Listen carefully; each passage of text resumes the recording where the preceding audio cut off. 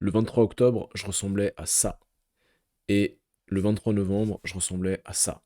Et dans cette vidéo, je vais te montrer exactement, donc point par point, comment est-ce que j'ai réussi à faire cette transformation aussi rapidement. Et donc, je vais t'expliquer exactement ma marche à suivre, quelle était ma stratégie alimentaire, mon plan d'entraînement et qu'est-ce que j'ai fait au niveau de ma supplémentation. Donc, je précise déjà d'entrée de jeu que c'était sans aucune utilisation de stéroïdes ou de produits dopants illégaux ou je ne sais quoi. Et je précise également que avant de faire cette prise de masse, donc avant le 23 octobre, j'avais fait un entraînement de préparation pour un semi-marathon que j'ai d'ailleurs couru peu de temps avant de faire ma prise de masse. Pour l'anecdote, j'ai fait mon semi-marathon de 21 km en 1h50, 51 et quelques secondes, ce qui était franchement pas mal. J'étais assez content de mon record, mais bref, là n'est pas la question. Donc, il y a peut-être une part de mémoire musculaire là-dedans, parce que effectivement, en me préparant pour le marathon, j'avais perdu 1 ou 2 kilos, mais ça ne changerait en fait que après ma prise de masse, j'ai quand même pris 4 kilos en un mois, et surtout, j'ai jamais été aussi massif de ma vie, de toute ma vie. Je n'avais jamais réussi à dépasser les 80 kilos, et là, je suis à 82 kilos, presque maintenant. Donc, c'est plutôt cool. Donc, dans cette vidéo, je vais t'expliquer comment j'ai fait. Alors déjà, parlons sans plus attendre de l'alimentation. Qu'est-ce que j'ai fait au niveau de l'alimentation? Il y a 5 principes clés que j'ai mis en place qui m'ont énormément aidé. Le premier, c'était de calculer mes calories la première semaine. Et je précise bien la première semaine, parce que le but, durant cette prise de masse, c'est que je sois capable de savoir combien représente en termes de calories chaque aliment. Donc le fait de calculer mes calories pour chaque aliment chaque jour pendant une semaine et de peser chaque aliment, ça me permettait de pouvoir faire comme ça à l'œil, de savoir exactement qu'est-ce que chaque aliment représentait en termes de calories. Le deuxième principe, c'est que je faisais en sorte d'avoir à chaque fois 1000 calories par repas. Oui, ça paraît beaucoup. Et bien sûr, bah, avec ça, je faisais 4 repas par jour. Donc ça me faisait des journées à peu près à 4000 calories en théorie. Après, des fois, c'était un petit peu moins, des fois, c'était un petit peu plus. Mais j'essayais d'osciller autour des 4000 calories parce que je sais que mon apport calorique de base, sans que donc mon apport calorique dont j'ai besoin pour ni perdre de poids ni prendre du poids, c'est aux alentours des 3000-3500 calories. Donc à toi de voir quel est ton apport calorique de base. Et ce que je te conseille, c'est de maximum augmenter de 500 calories. Ça sert à rien de monter à 1000-2000 calories de surplus, juste 500 calories de surplus, c'est amplement suffisant. Le troisième principe, et ça peut paraître assez controversé, mais j'ai réduit légèrement mon apport en fibres et en légumes. Parce que plus tu consommes de fibres, plus tu vas être rassasié rapidement. Et là, le but, quand tu fais une prise de masse, c'est de faire tout l'inverse que ce que tu ferais pour sécher. Donc tu veux être rassasié difficilement, tu veux avoir des aliments qui soient denses caloriquement parlant, donc qui soient les moins volumineux possibles pour un maximum de calories possible. Et donc moi je trouvais ça pertinent de réduire légèrement mes portions de légumes pour pouvoir augmenter ma capacité calorique, donc l'espace disponible dans mon estomac. Principe numéro 4, c'est que j'ai également légèrement réduit mon apport protéique. Parce que ça peut paraître contradictoire, mais quand tu es en prise de masse, tu as besoin de consommer légèrement moins de protéines, parce que vu que tu consommes des calories en quantité suffisante, voire excessive, tu vas de toute façon avoir un effet de préservation des protéines que tu ingères, et aussi des protéines que tu as déjà dans tes muscles. Donc ça veut dire que tu as besoin de moins de protéines que quand tu es à maintenance ou bien en déficit calorique. Donc moi j'étais à peu près à 1,5 g de protéines par kilo de poids de corps. Donc quand je dis kilo de poids de corps, c'est le poids de corps que je visais. Donc j'étais au début de ma prise de masse, j'étais à 78 kilos, donc 78 pour les Français. Et à la fin de ma prise de masse, donc 4 semaines plus tard, j'étais à 82 kilos. Donc mon but c'était de viser les 82 kilos. Donc je visais à peu près 120 à 140 grammes de protéines par jour et c'était amplement suffisant pour moi. Principe numéro 5, ça j'en ai jamais entendu parler nulle part, mais j'ai fait un truc qui était assez pertinent et qui a vachement marché pour moi, c'était de faire un contre-cheat meal. Tu vois, quand tu fais une sèche, tu fais un cheat meal où tu te fais plaisir, où tu augmentes ton apport calorique, ou bien même un cheat day où tu augmentes ton apport calorique pendant une journée entière. Moi, ce que j'ai fait, c'est que j'ai fait l'inverse. Parce que quand tu fais une prise de masse, au bout d'un moment, t'as plus aucun appétit, plus aucun plaisir à manger. Et ce que je faisais à ce moment-là, c'est que pendant une journée, je réduisais drastiquement mon apport calorique pour relancer ma sensation de faim et pour être capable à nouveau d'ingérer suffisamment de calories pour pouvoir prendre de la masse. Je sais, ça paraît malsain et ça l'est probablement un petit peu, mais c'est comme ça que j'ai fait et ça a marché pour moi. Maintenant, au niveau du programme d'entraînement, voici les principes que j'ai mis en place. Le premier, c'est bien sûr d'aller à l'échec et même au-delà de l'échec durant tes exercices. Ce que j'entends par aller au-delà de l'échec, ça veut pas dire continuer de faire l'exercice avec une exécution pourrie, mais ça veut dire d'utiliser des techniques d'intensification, du genre des drop sets, des supersets, des rest pauses où tu te reposes 20 secondes et tu repars pour l'exercice, ou des choses comme ça qui te permettent de continuer de travailler même si tu as atteint un premier échec dans ta série. Et ça, c'est essentiel pour progresser. Le fait d'aller à l'échec, c'est essentiel pour progresser, et encore plus lorsque tu es un pratiquant de musculation avancé qui a déjà eu, on va dire, ses gains de débutant, ses new big gains, comme on dirait en anglais, même si je sais que certains dans les commentaires aiment pas trop quand je parle anglais, mais tu vois ce que je veux dire. Principe numéro 2, c'est que j'ai ciblé les muscles qui étaient le plus en retard. Pour moi, c'était les épaules, et j'avais également envie de cibler mon dos. Donc quand je dis cibler, ça ne veut pas dire travailler uniquement cela, mais de mettre la priorité sur cela sans oublier les autres. Lorsque tu cibles les muscles qui sont le plus en retard, ça veut dire que tu cibles des tissus musculaires qui ont le plus de potentiel de croissance. Tandis que si tu bombardes des muscles qui ont déjà atteint, on va dire, leur plein potentiel, ben, la marge de progression est beaucoup moins grande que si tu cibles des muscles qui ont encore énormément de marge de progression devant eux. Principe numéro 3, un peu évident comme le premier, mais c'est la surcharge progressive. Si tu n'as pas de surcharge progressive de semaine en semaine, ton entraînement ne sert à rien.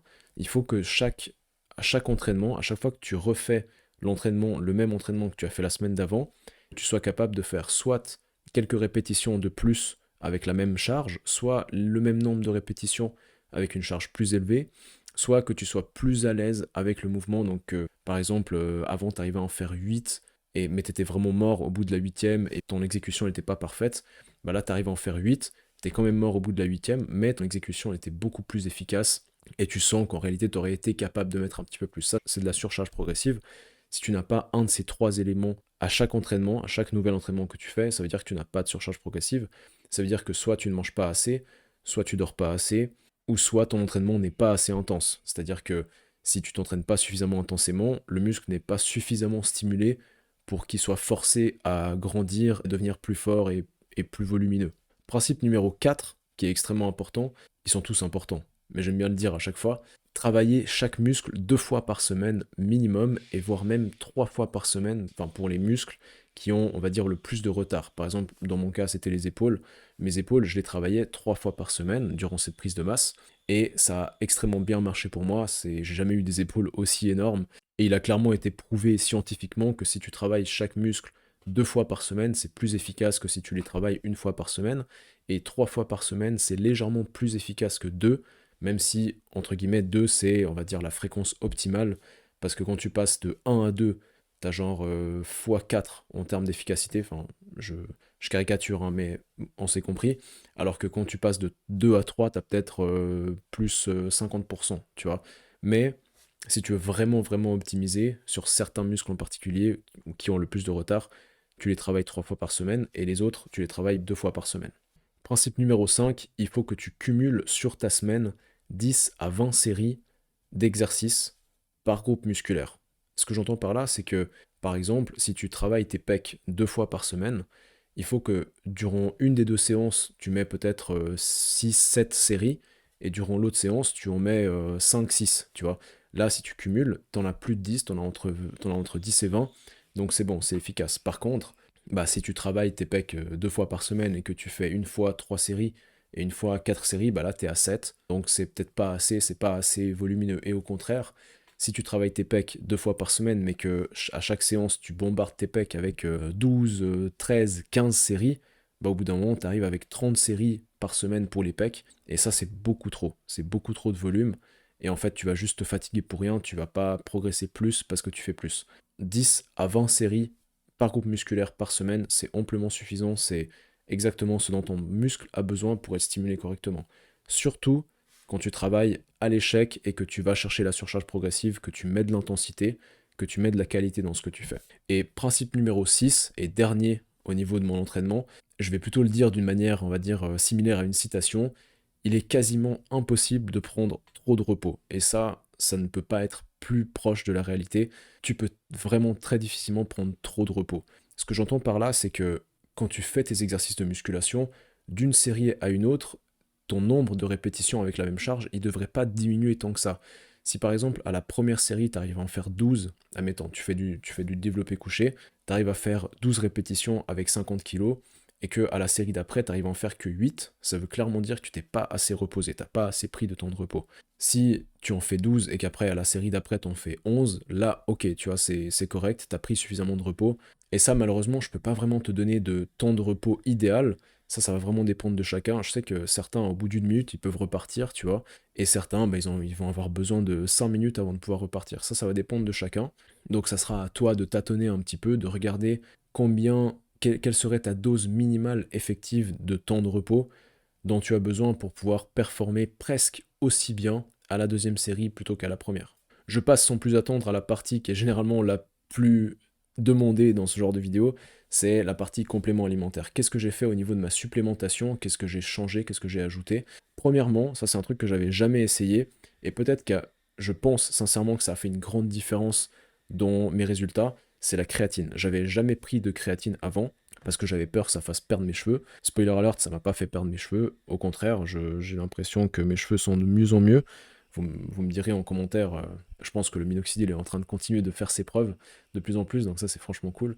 Mais la créatine, en revanche, ce que ça m'a fait, c'est qu'au niveau de mes performances, au niveau de ma force, j'ai jamais été aussi fort, les gars. J'ai battu tous mes records, littéralement tous mes PR, tous mes records personnels, je les ai tous battus depuis que j'ai commencé la créatine. Après, je sais pas si c'est parce que il y a un effet placebo, sûrement, mais moi je pense clairement que ça a un effet. Et en plus de ça, la créatine, ça va augmenter la rétention d'eau intramusculaire, donc ça va augmenter le volume des muscles et par conséquent leur poids, parce que ça va ajouter de l'eau dans les muscles. J'en profite pour adresser un petit peu une question qui revient, qui est un petit peu une idée reçue. Non, la créatine, ça ne te rend pas plus soft ou ça te donne pas l'impression d'avoir une couche sur les muscles, parce que la créatine, ça fait pas de la rétention d'eau sous-cutanée, ça fait de la rétention d'eau intramusculaire, donc dans les cellules musculaires. Donc si vraiment ça devait avoir un impact sur ton esthétique, ça aura un impact positif, parce que du coup, ça rendra tes muscles plus gros et ça les collera plus à ta peau, donc tu auras l'air de faire moins de rétention d'eau et d'être moins gras finalement. Deuxième complément alimentaire que j'ai ajouté, qui selon moi a fait sûrement un petit effet aussi, c'est la carnitine, plus précisément sous la forme de L-carnitine, L-tartrate. Et j'en avais déjà parlé dans une vidéo précédente, la carnitine L-tartrate, elle va avoir plusieurs effets. Non seulement elle va permettre d'augmenter l'utilisation des graisses comme source d'énergie et le métabolisme énergétique en général des cellules sera amélioré avec la carnitine L-tartrate. Mais en plus de ça, ce complexe d'acides aminés a également la capacité d'augmenter la densité de récepteurs androgéniques dans les muscles. Et ça, c'est extrêmement utile parce que plus de récepteurs androgéniques dans tes muscles veut dire une meilleure utilisation de la testostérone qui est déjà disponible dans ton corps pour faire donc plus de muscles. Donc c'est extrêmement utile. Et finalement, troisième complément que j'ai utilisé, qui selon moi a peut-être eu un effet au niveau de ma récupération, ça va être les oméga 3. J'ai pris régulièrement des oméga 3 et ça, au niveau de l'inflammation, au niveau de la santé cardiovasculaire, etc., on sait que c'est extrêmement utile. Donc, par contre, je fais extrêmement attention parce que des fois, quand tu prends des oméga 3 sous forme d'huile de poisson, ça peut très facilement s'oxyder. Et quand c'est oxydé, c'est encore pire en fait. C'est encore pire que de ne pas en prendre. Et moi, pour éviter qu'ils s'oxydent, je les mets au congélateur. Je mets mes oméga 3 au congélateur, donc mes gélules sont congelées quand je les prends. Et là, au moins, il n'y a aucun risque que ce soit oxydé. Donc voilà, c'était mon protocole prise de masse qui a, selon moi, extrêmement bien marché. Dis-moi ce que tu en as pensé en commentaire. N'hésite pas également à me poser toutes tes questions sur ce que je viens de te dire là en commentaire. Je fais vraiment en sorte de répondre à tous les commentaires que je reçois. En général, je fais ça le week-end parce que la semaine, je suis un petit peu occupé. Si tu veux en savoir plus sur la créatine ou la carnitine, tu as deux vidéos, l'une sur chaque sujet, ici, là, qui se présente là. Donc, libre à toi de regarder l'une de ces deux vidéos. Si ce n'est pas déjà fait, abonne-toi et moi, je te dis à très bientôt.